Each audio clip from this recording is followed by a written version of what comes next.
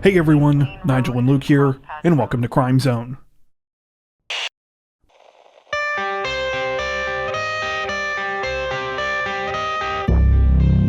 Representatives from Florida's Orlando Police Department are asking for the public's help to catch an unknown suspect this week after he carried out a brazen daylight armed robbery while in a drive-thru line at a local fast food restaurant.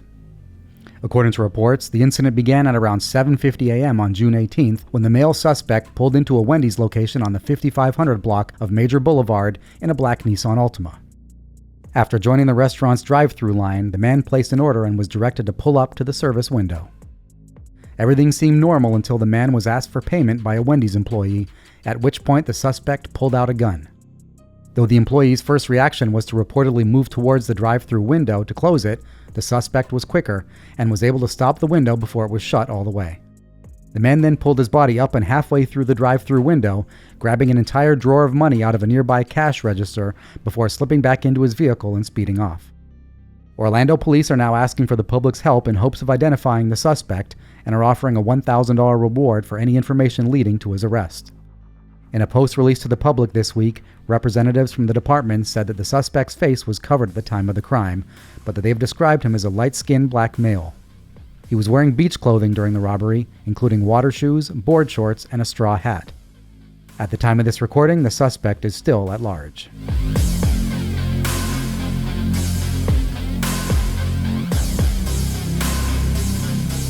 Representatives from the NYPD say that a 25-year-old man is being held on numerous charges this week after he attempted to flee police after being pulled over. A chase which culminated in him making a terrifying and dramatic leap from some elevated subway tracks to a second-story rooftop. According to reports, the incident began as a routine traffic stop on the afternoon of July 6th, when police officers on patrol allegedly spotted 25-year-old Kendall Floyd driving around without wearing a seatbelt in Brooklyn's Williamsburg neighborhood. After pulling Floyd over at Humboldt and Debevoise streets at around 4:10 p.m., police went to approach the 25-year-old's vehicle, when without warning, he allegedly flung his car door open, striking one of the officers in the arm. Floyd then took off running. Though Floyd managed to evade police for a short time on foot, they were eventually able to catch up with him once again about 3 blocks away, near Flushing Avenue subway station at Graham and Broadway. However, Floyd was still not ready to surrender just quite yet, managing to quickly climb to the top of a stanchion pole supporting the nearby elevated subway tracks. In harrowing footage of the incident that was recorded and posted to social media, Floyd could be seen standing at the top of the pole and adjusting his footing, as if preparing for a jump. It soon became clear to terrified onlookers below that this is precisely what the 25-year-old was getting ready to do. More specifically, to make a desperate leap for freedom to the roof of a second-story commercial building.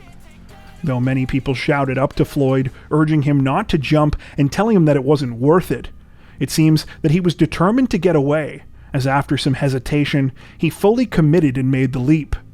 Amazingly, he managed to clear the gap and land where he intended. While we couldn't find any sources that estimated the distance of the jump, let's just say that from the looks of it, it's the kind of thing that would have been impressive to see even on a channel dedicated to parkour. Unfortunately for Floyd, though he managed to land his death-defying jump, this is where his luck seemingly ran out.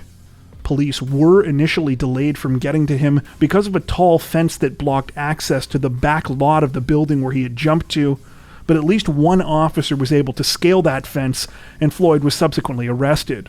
He reportedly suffered a leg injury from the jump, though it's unclear if he needed to be hospitalized before being taken into custody. As for why Floyd was so keen to get away from police, sources allege that it may have been because he had 2 open warrants against him for felony assault and burglary. However, this has not been confirmed. In any case, Floyd is now facing a whole host of new charges in connection with this week's incident, including assault on a police officer, false personation, reckless endangerment, 2 counts of criminal trespass, and of course, a seatbelt violation.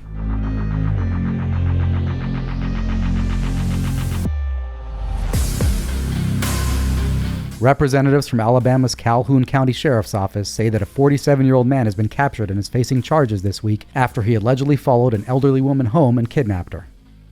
According to reports, the terrifying incident began sometime on July 4th when 75-year-old Betty Cobb went out to do some grocery shopping. Though the trip went normally as far as she was concerned, little did she know that she was being watched and was about to be the victim of a harrowing ordeal. When Betty arrived back home at her residence in the city of Anniston, she put her phone and her keys back on her bed before venturing back out to bring in her groceries. However, before she could finish, she was attacked and kidnapped. Though it's unclear how Betty's disappearance was first discovered, reports we came across state that when police arrived at the scene, her glasses as well as some of her groceries were found in the driveway. A desperate search began soon after. While authorities have released few details about how they managed to track Betty's alleged kidnapper, according to reports, police zeroed in on a property on South Wilmer Street at around 7:15 that same evening. Betty was found bound and duct-taped inside a closet in the residence, though thankfully alive. Though the suspect behind the kidnapping, 47-year-old Tony Lamar White, had allegedly fled the South Wilmer Street property by the time Betty was found, authorities in Calhoun County put out a bolo for his vehicle. He was later spotted by a state police officer in Kentucky and was placed under arrest. At the time of this recording, White has reportedly been returned to Alabama and is now facing kidnapping and burglary charges. The motive behind the attack on Betty currently remains a mystery. However, authorities say they believe the crime was random and that White and Betty did not know each other.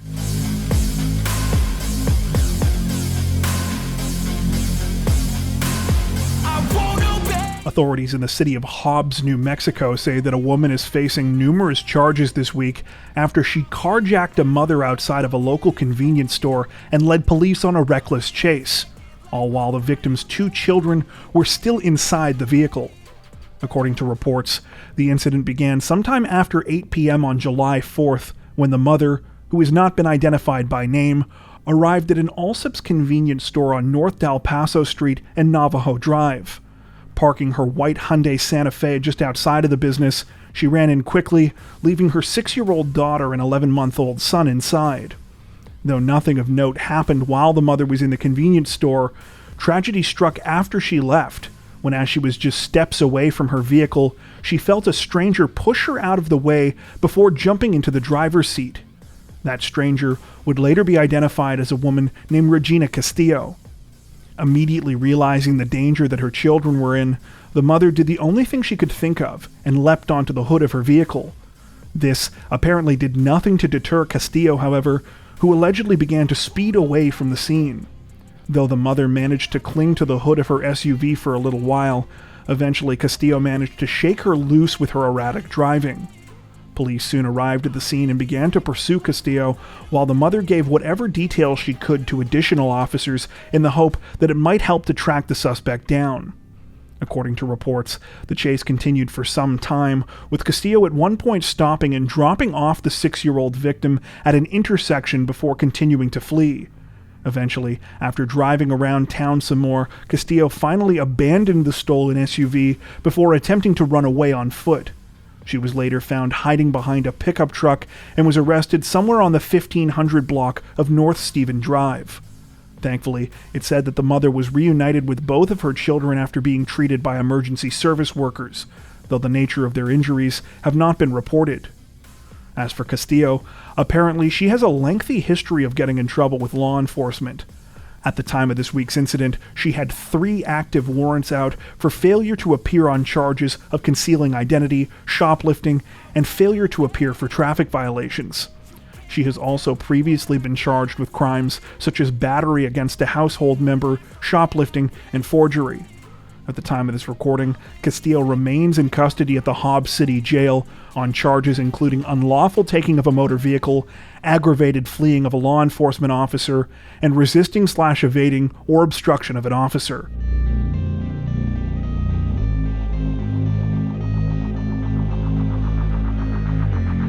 Authorities in Muskogee County, Georgia, say that they've arrested the husband of a 64-year-old missing woman this week after her suspected remains were found buried in a shallow grave in the backyard of their home.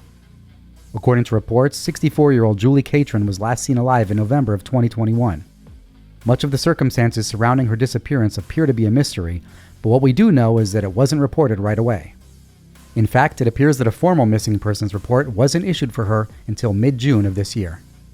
Julie's finances, including her retirement savings, have also remained untouched since the time she was last seen alive. When Julie's husband of 13 years, Clarence Catron Jr., was questioned about his wife's absence, he allegedly offered multiple explanations. He told some people that Julie had gone to visit her family in Canada and told others that she was in Florida for medical treatment. According to reports, about 2 months after Julie was last seen, neighbors of Clarence Catron noticed a new structure in the backyard of his Columbus home. It was a wooden fence that seemed to be surrounding something. It's this enclosure that has now become the focus of the investigation into Julie's disappearance. According to the Columbus Police Department, the case took a turn when they brought cadaver dogs to search the backyard of the Catron home on June 29th. The dogs reportedly sniffed out 2 shovels that were either inside or close to a brick shed. Though reports seem to differ on the exact layout of the backyard, most of the sources we came across stated that the officers next turned their attention to some raised flower beds that were inside of the recently built wooden enclosure. When police began to dig underneath the flower beds, they encountered a plastic lid. A little deeper down was a large toolbox. Inside were human remains. Though the level of decomposition was advanced enough to the point where the investigators were not immediately able to determine whether the remains belonged to a male or female, representatives from the Columbus Police Department now say that they believe this is Julie's body. An autopsy is currently underway in the hopes that a positive identification can soon be made. Clarence Catron has now been arrested in connection with the case, though so far only been charged with concealing the death of another person. Authorities say more charges are expected to come as further information is uncovered in the coming days.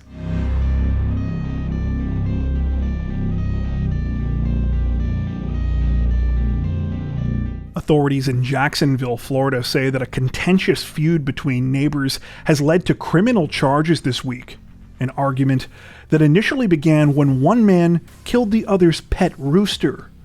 According to reports, the situation started sometime back in the middle of May when the accused, a man named James Nix, fatally attacked the rooster with a stick. The bird belonged to his neighbor, Jason DeFelice, who kept it as a pet. While Nix admitted to killing the rooster, he claimed that he did so in self-defense. He claims that on the day of the incident, he was outside collecting his mail when all of a sudden he heard loud pecking noises and turned to see the rooster out in the middle of the street. Nix says that when he headed back to his property, the bird followed, and when its neck started to flare up, he believed he was in danger. He said that he picked up a stick and swung it at the bird, but due to unfortunate timing, the rooster lunged at him and was fatally struck in the head. DeFelice, however, says he doesn't believe Nix's story. Instead, he says that his neighbor killed his pet on purpose. As evidence, he points to several reports from neighborhood kids who supposedly told him that they saw Nix beating the rooster. DeFelice also says that when he confronted Nix about his pet, it took a while before he would tell him what had happened. According to reports, DeFelice initially called the Jacksonville Sheriff's Office about the situation, but they told him that there was nothing they could do. That's when he allegedly called Animal Control, who conducted an investigation. At the end, Nix was arrested and spent 30 hours in jail before being charged with animal cruelty, a third-degree felony. Noticeably exasperated in subsequent interviews about the whole thing, Nix has claimed he doesn't understand why his neighbor called the, quote, chicken police on him. He also sarcastically asked if he was supposed to give the chicken mouth-to-mouth or call an ambulance, finishing his rant by saying, quote, chickens die every day, people, at Church's, Popeyes, and Kentucky Fried Chicken. At the time of this recording, it's unclear when the case against Nix is expected to move forward.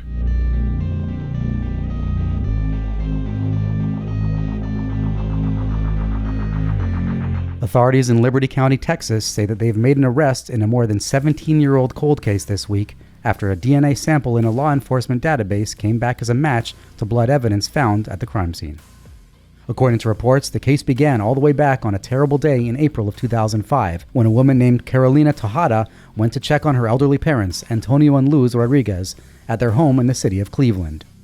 When she did, she discovered that they had been the victims of a horrific crime and had been bludgeoned to death by an unknown intruder. Though police dogs were brought to the scene almost immediately after the discovery and the suspect was initially able to be tracked, the dogs eventually lost the scent. After the trail went cold, so did the case. However, investigators were able to collect blood samples belonging to the unknown suspect at the 2005 crime scene.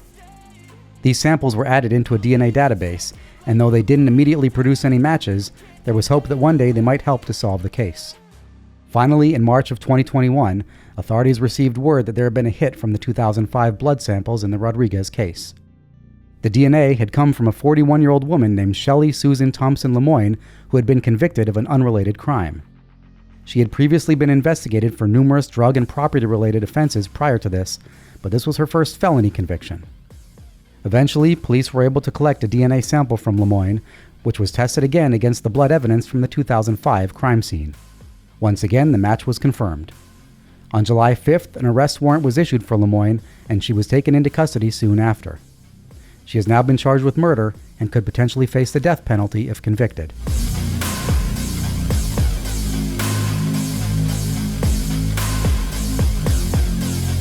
People across the United States are in mourning this week after a 21-year-old man allegedly carried out a horrific shooting attack at a 4th of July parade, killing at least 7 people and wounding dozens of others. The incident began at around 10:14 a.m. on July 4th at the Independence Day parade in the city of Highland Park, Illinois.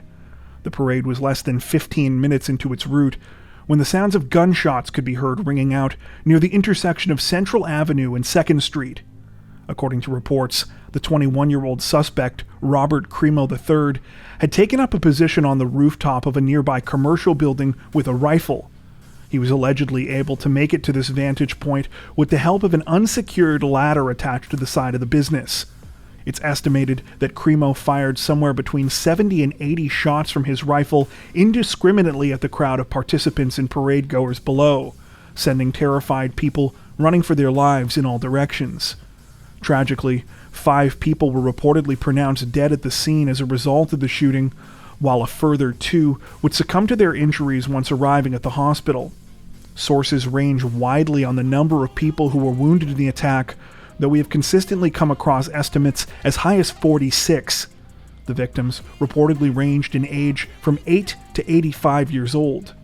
The deceased victims have since been identified as 35-year-old Irina McCarthy, her husband 37-year-old Kevin McCarthy, 63-year-old Jackie Sundheim, 64-year-old Catherine Goldstein, 69-year-old Eduardo Uvaldo, 78-year-old Nicholas Toledo Zaragoza, and 88-year-old Stephen Strauss.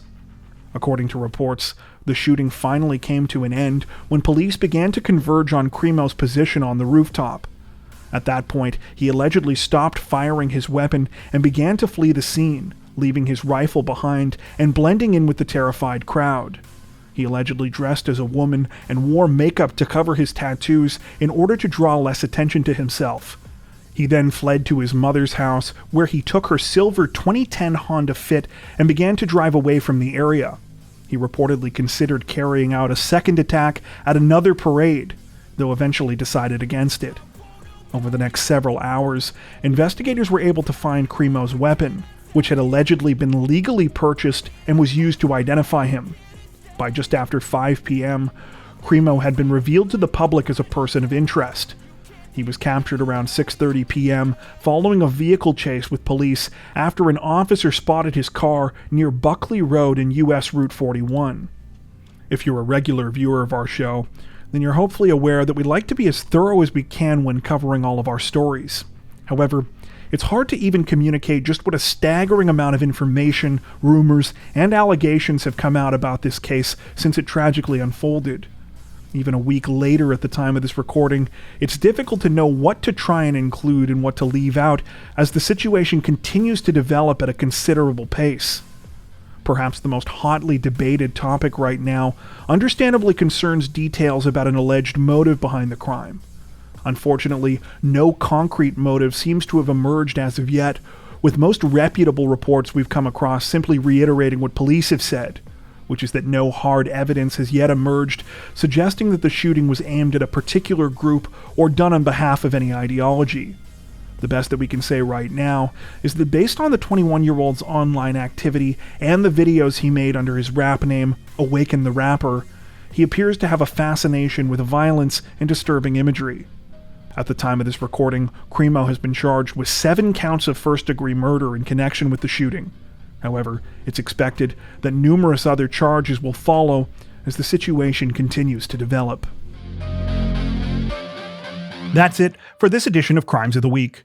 If you enjoyed our video, don't forget to like and subscribe to Crime Zone for more true crime content like this, making sure to hit the notification bell to stay up to date with our latest releases. Thank you for watching.